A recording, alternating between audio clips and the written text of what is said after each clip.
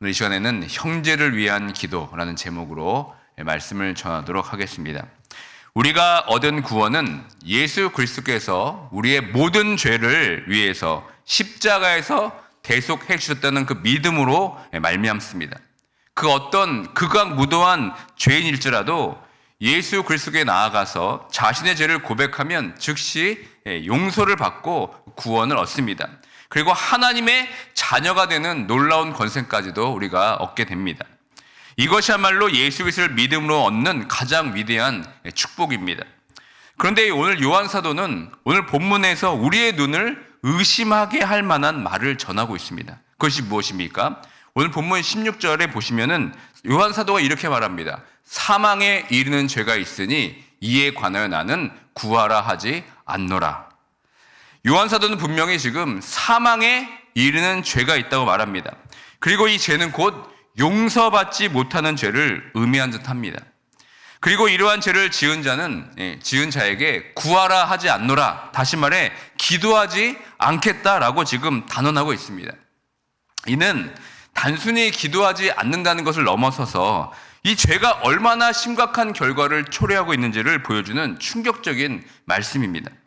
왜냐하면 사망에 이르는 죄는 하나님의 그 용서의 범주를 벗어난 것처럼 보이기 때문에 그렇습니다. 하나님께서는 우리의 어떤 죄라도 기꺼이 용서하시기 위해 독생자를 이 땅에 보내주셨습니다. 그리고 우리의 모든 죄악에서 완전히 건져내시려고 십자가에 죽으셨습니다. 그런데 요한 사도는 정녕 사망에 이르는 죄가 있다고, 용서받지 못하는 죄가 있다고 지금 말하고 있습니다. 이 말씀을 보면 우리의 마음이 혼란스럽습니다. 혹시 내가 짓고 있는 죄가 사망에 이르는 죄들이 아닐까라는 생각에 마음의 편이 두렵기도 합니다. 그렇다면 우리가 반드시 알아야 할 이 사망에 이르는 죄란 과연 무엇을 말하는 것이겠습니까? 성경은 이 죄를 다름 아닌 성령을 거역하는 죄라고 명확히 말씀하고 있습니다. 이에 대해 예수님께서 마태복음 12장 32절에서 이렇게 말씀하십니다. 우리 다 함께 읽겠습니다.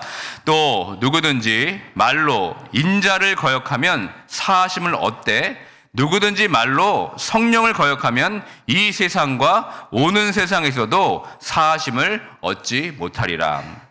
여러분, 성령을 거역한 죄가 무슨 죄입니까? 혹시 여러분 가운데 이런 염려를 하시는 분도 있을지 모르겠습니다. 내가 예수님을 알기 전에 교회를 핍박하고 믿는 자들을 내가 조롱했는데 혹시 이것이 성령을 거역하는 죄가 아닐까? 그러면 나는 용서받지 못하는 것일까? 이렇게 생각하는 분도 있을 것입니다. 그러나 여러분, 분명히 말씀드립니다. 그것은 성령을 거역하는 죄가 아닙니다. 바울을 한번 생각해 보시기 바랍니다. 사도 바울은 예수님을 믿는 사람을 핍박한 정도가 아닙니다. 심지어 예수님을 죽이려고까지 했습니다. 그럼에도 불구하고 예수님께서는 친히 그를 만나 주셨습니다. 또 나아가 예수님을 복음을 전하는 아주 위대한 하나님의 사람으로, 사도로 부르셨습니다. 그러므로 우리가 주님을 알지 못하던 때, 즉 불신자로서 복음을 이해하지 못했던 시절에 믿는 자를 핍박했던 것은 결코 성령을 거역하는 죄는 아닙니다. 또 어떤 분은 기도하고 또 말씀 보고 전도하라는 성령의 음성을 들었는데 그 성령의 음성에 순종하지 않았다는 것이 혹시 성령을 거역하는 죄가 아닐까 하고 염려하기도 합니다. 혹은 내 삶이 성령을 따르기보다는 육신의 정욕을 따르는 것 같아서 혹시 이것이 성령을 모독하는 것이 아닐까라는 고민도 하시는 분이 있을 것입니다. 그러나 여러분, 분명히 말씀드립니다. 이 또한 성령을 거역하는 것이 아닙니다. 이제는 더 이상 여러분 이러한 고민으로 불필요한 두려움에 사로잡히지 마시길 바랍니다. 왜냐하면 여러분이 이처럼 죄를 고민하고 두려워하는 그 마음 자체가 이미 성령을 거역한 증거가 아니기 때문에 그렇습니다. 성령을 완전히 거역한 사람은 결코 이런 고민조차 하지 않습니다. 오히려 죄를 두려워하고 주님 앞에 서고자 하는 마음은 성령께서 여러분 안에 살아 계셔서 지금 역사하고 계시다는 분명한 증거가 됩니다. 그런데 우리가 신앙생활을 하면서 마음에 의심이 생길 때가 있습니다. 이 성경 말씀이 진짜일까? 저 설교하는 그 말씀이 진짜 그럴까? 내가 드리는 기도가 응답이 될까? 내가 정말 예수 그리스도를 온전하게 쫓는 제자인가? 라는 등등 우리 신앙생활에 어떤 회의와 확신이 서지 않을 때가 분명히 있습니다. 이렇게 내 마음에 그런 확신과 의심이 서지 않는 것은 여러분 성령을 거스리는 것이 아니라 마귀가 주는 시험에 빠진 것입니다. 마귀가 계속해서 우리의 마음에 의심을 주고 어떤 확신을 주지 않기 위해서 우리를 시험하는 것뿐입니다. 이런 시험에 우리가 근심하고 그 시험을 이기기 위해서 어떻게 하는지 갈등이 생기고 고민이 된다면 그것은 무엇보다 성령을 거스리는 죄로부터 멀리 떨어져 있다는 증거가 됩니다. 의심과 악한 생각들에 대해서 염려하고 그것들을 미워한다는 것은 성령을 거스르는 죄를 짓지 않고 있다는 것을 의미합니다. 그러니까 결국 하나님을 찾고자 노력하고 하나님과 동행하는 삶을 살기 위해 몸부림치는 사람들은 결코 성령을 모독하고 성령을 거스리는 죄를 짓지를 않습니다. 그렇다면 성령을 거역하며 사망에 이르게 하는 죄, 그 본질은 과연 무엇입니까? 그것은 바로 예수님을 믿고 복음을 분명히 들었음에도 불구하고 그 복음을 고의적으로 저버린 자들을 말하는 겁니다. 마치 예수님을 경멸하며 조롱하며 비난했던 이 바리새인들과 같이 거만하고 자기 확신에 빠져서 진리를 외면했던 자들이 바로 성령을 거역하면서 사망에 이르는 죄를 짓는 사람들을 말합니다. 분명히 하나님께서는 어떤 죄든 용서받을 수 있는 놀라운 복음을 우리에게 전해주셨습니다. 우리가 회개하고 예수님을 믿으면 그분이 우리의 죄를 위해 십자가에 죽으셨음을 진심으로 우리가 믿는다면 우리는 다 용서를 받습니다. 그런데 성령을 모독함으로 사망에 이르게 하는 죄는 바로 이 복음을 의도적으로 거부하고 무시하면서 내던져버린 행위들입니다. 요한 사도 당시 그 초대교회에 그런 사람들이 있었습니다. 그들은 한때 예수를 믿는다고 고백하고 복음까지 들었습니다. 그런데 결국 그들은 교회 공동체를 떠나 복음을 거부하고 심지어 예수님을 부인하며 떠나갔습니다. 이는 그들의 영혼이 이미 악한 영에게 완전히 사로잡혀 버렸기 때문에 그렇습니다. 그래서 아무리 그들을 위해 기도한다 해도 한들 하나님께서는 자발적으로 예수님을 버린 그들을 구원하실 수 없다는 것입니다. 구원받는 유일한 길은 여러분 오직 예수 그리스도를 믿는 것인데 그들은 바로 그 구원의 길 자체를 스스로 저버렸기 때문에 더 이상 그들을 위한 기도의 효력이 없다는 말씀입니다. 이와 관련하여 히브리서 6장 5절과 6절에서 이렇게 경고하고 있습니다. 우리 다 함께 읽겠습니다. 하나님의 선한 말씀과 내세의 능력을 맛보고도 타락한 자들은 다시 새롭게 하여 회개하게 할 수 없나니 이는 그들이 하나님의 아들을 다시 십자가에 못 박아 드러내고 욕되게 함이라. 그러니까 결론적으로 사망에 이르는 죄는 다름 아닌 예수 그리스도를 구주로 부인하고 그분의 십자가에 흘리신 보혈만이 유일한 구원의 길임을 부정하는 것입니다. 이처럼 예수님을 부인하고 돌아버린 자들에게는 더 이상 용서받을 길이 전혀 남지가 않습니다. 사랑하는 성도 여러분, 그렇다면 이 세상에서 가장 큰 죄가 무엇입니까? 그것은 바로 예수 그리스도를 믿지 않는 것입니다. 가룟 유다가 그러했습니다. 유다는 예수 그리스도를 거부하고 마귀의 유혹을 받아들였습니다. 그래서 예수님께서는 그에게 더 이상 하실 말씀이 없으셨고 오직 이 한마디만 마지막으로 건넬 수밖에 없었습니다. 그 마지막 말이 무엇입니까? 네가 하는 일을 속히 하라. 이것이 가룟 유다에게 한 마지막 권면의 말씀이었습니다. 만약 가룟 유다가 그 순간이라도 예수님께 돌아와서 용서를 구했다면 분명 그는 구원을 받았을 것입니다. 그러나 안타깝게도 가룟 유다는 끝내 돌이키지 않았습니다. 그는 끝까지 예수님을 부인했고 결국 사망에 이르는 비극적인 결말을 맞이합니다.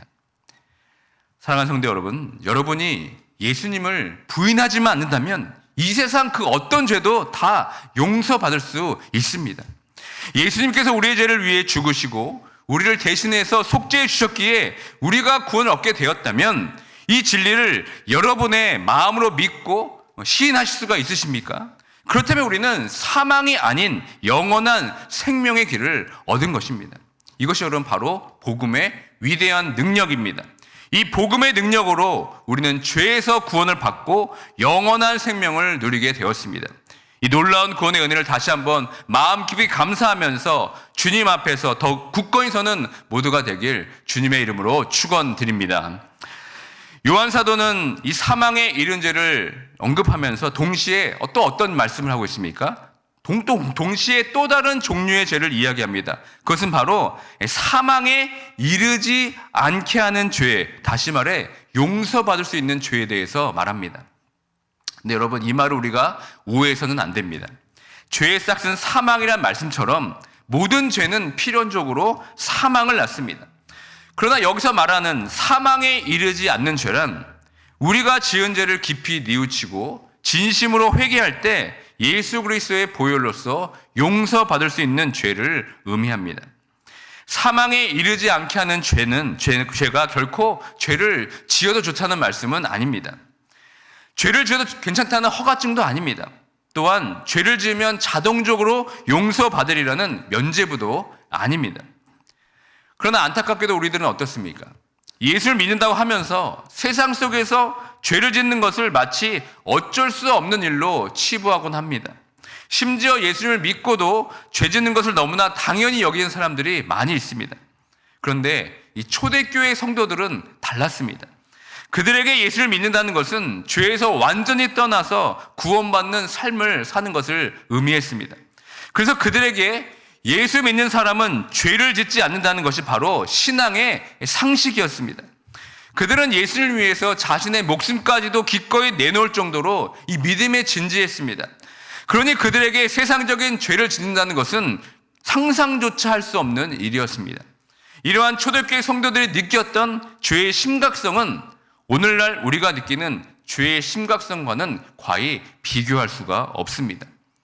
죄 짓는 것을 어쩔 수 없이 당연히 여기는 우리와 달리 이 초대교회 성도들은 죄 앞에서 무기력하게 넘어지는 것을 용납하지 않았습니다. 나는 원래 연약한 존재니까 또 회개하고 기도하면 되지. 어차피 하나님께서 용서해 주실 텐데 같은 이런 생각들을 전혀 하지 않았습니다. 그들에게는 이것이 통용되지가 않았습니다. 그들은 죄 앞에서 철저히 자신을 지키기 위해 거룩한 분투를 하며 살았습니다. 그러므로 여러분, 죄는 결코 지어도 되는 것이 아닙니다. 우리는 죄를 지어서는 안 됩니다. 죄에 대해 단 한과의 어떤 타협도, 어떤 단 한 조각의 틈도 주어서는 안 됩니다. 죄는 우리와 하나님과의 거룩한 관계를 망가뜨리는 가장 위험하고 치명적인 암적인 존재이기 때문에 그렇습니다. 모든 죄는 여러분, 하나님과의 거룩한 사귐의 관계를 중단하게 만듭니다. 죄를 짓는 순간 우리는 하나님의 얼굴을 피하게 됩니다. 그리고 그분과의 사랑의 교제가 자연스럽게 끊어지게 됩니다. 우리 안에 타오르던 이 성령의 충만한 불씨들이 사그러들게 됩니다. 그리고 영적인 우울감이 찾아와서 삶의 생기를 잃어버리게 됩니다. 그렇다면 우리는 이런 상황 가운데 어떻게 해야 되겠습니까? 요한 사도는 예수를 믿고도 죄를 짓는 사람이 있다면 그 사람을 위해 기도하라고 말씀하고 있습니다. 우리 다시 한번 본문 16절의 말씀을 다 함께 읽겠습니다. 누구든지 형제가 사망에 이르지 아니하는 죄 범하는 것을 보거든 구하라. 그리하면 사망에 이르지 아니하는 범죄들 위하여 그에게 생명을 주시리라. 사망에 이른 죄가 있으니 이에 관하여 나는 구하라 하지 아니하노라. 아멘. 요한 사도는 사망에 이르는 죄, 즉 성령을 모독하는 죄에 대해서는 굳이 간구하라고 말하고 있지 않습니다. 그러나 사망에 이르지 않는 형제의 죄에 대해서는 어떻게 말씀합니까? 적극적으로 간구하고 기도하라고 분명히 말씀하고 있습니다. 이 말씀은 오늘날 우리의 신앙생활과 초대교회 사람들의 신앙생활을 명확히 대조시키는 아주 중요한 부분입니다. 오늘날 교회 공동체에서 누군가 죄를 지었다고 하면 우리들은 어떻게 반응합니까? 우리는 흔히 수수방관하거나 침묵하거나 아니면 오히려 정죄하기에 바쁩니다. 그러나 요한 사도 당시의 교회 공동체에서는 공동체 안에 어떤 형제가 죄를 지었다는 것을 결코 가볍게 넘길 수 있는 일이 아니었습니다.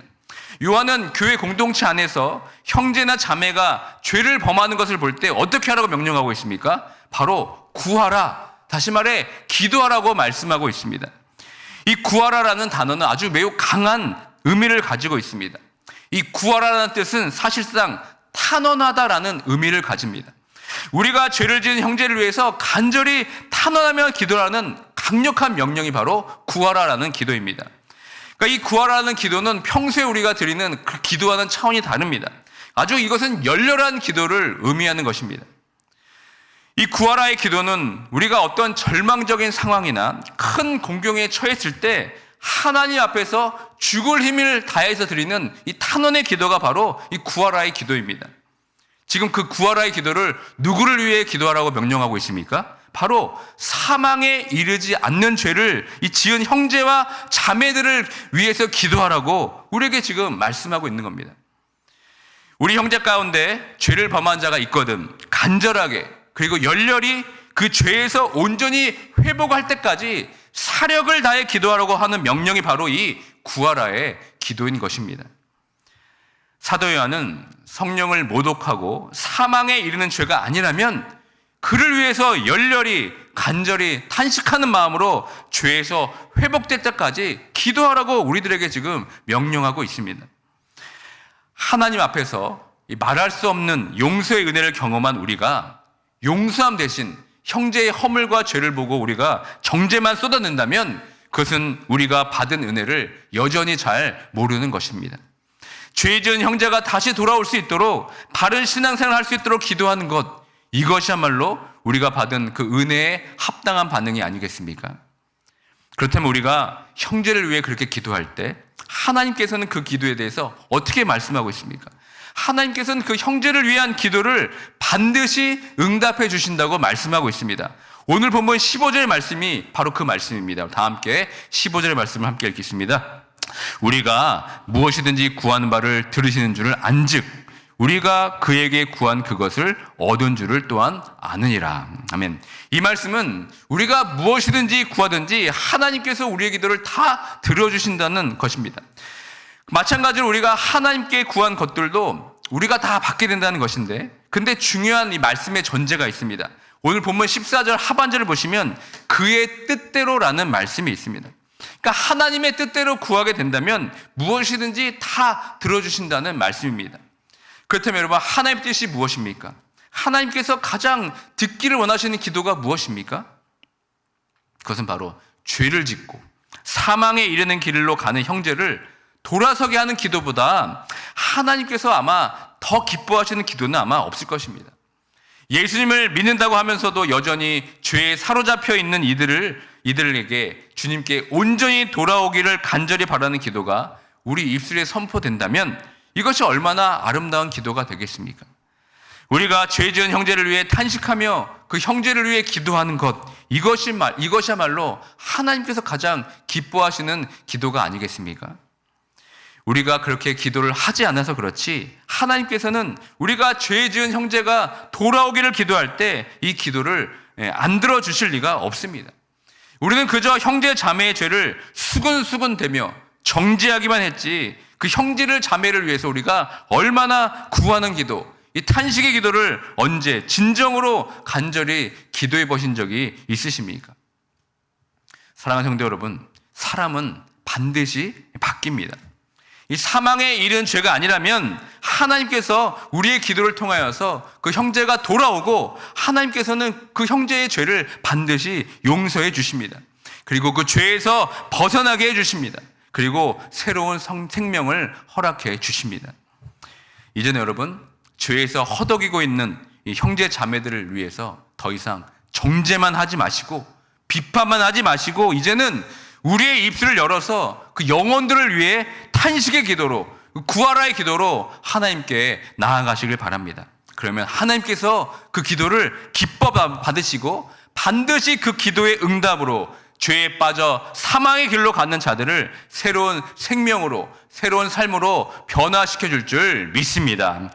그 믿음 가지고 다시 한번 형제를 사랑하는 간절한 기도가 우리의 기도가 되어서 하나님의 뜻대로 사랑하고 기도할 수 있는 우리 모두가 되길 주님의 이름으로 축원드립니다. 아멘. 이 시간 오늘 말씀을 기억하며 다 함께 기도하기 원합니다. 우리 공동체 안에 죄 가운데 빠져있는 형제와 자매들을 볼 때 우리의 반응이 무엇이었습니까? 비판과 정죄 혹은 침묵으로 일관하며 외면하고 있지는 않았습니까? 그러나 이제는 오늘 말씀을 통해서 더 이상 이제는 그렇게 하지 말고 이제는 여러분 그 형제 자매를 위해서 기도하기 원합니다. 그 형제 자매를 생각하며 구하는 기도, 열렬한 기도로 간절한 마음으로 탄식하며 주님 앞에 기도하기 원합니다. 그것이야말로 하나님께서 가장 기뻐하시는 기도이며 하나님께서 그 반드시 기도에 응답해 주실 줄 믿습니다. 그런 믿음을 가지고 이 시간 우리의 형제 자매들을 위해 간절한 마음으로 기도하며 나아가도록 하겠습니다. 기도하겠습니다.